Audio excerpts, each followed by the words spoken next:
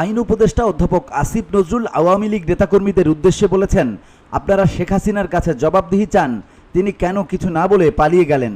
মঙ্গলবার সাংবাদিকদের তিনি একথা বলেন।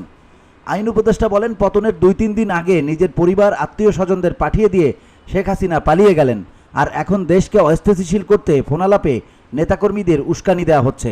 আসিফ নজরুল আরও বলেন, কারো পছন্দে নয় হাইকোর্ট ও আপিল বিভাগের বিচারক নিয়োগ হবে আইনের আলোকে। এছাড়া সাইবার সিকিউরিটি আইন বাতিল করা হবে।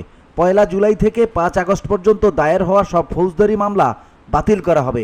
অন্তর্বর্তী সরকারের কাজ নিয়ে আপনি সন্তুষ্ট কিনা এমন প্রশ্নে আইন উপদেষ্টা বলেন, কাজ নিয়ে সন্তুষ্টি অসন্তুষ্টি কোনো বিষয় না, আমরা চেষ্টা করে যাচ্ছি। আমাদের কারো হয়তো যোগ্যতার ঘাটতি থাকতে পারে, তবে আন্তরিকতার ঘাটতি নেই।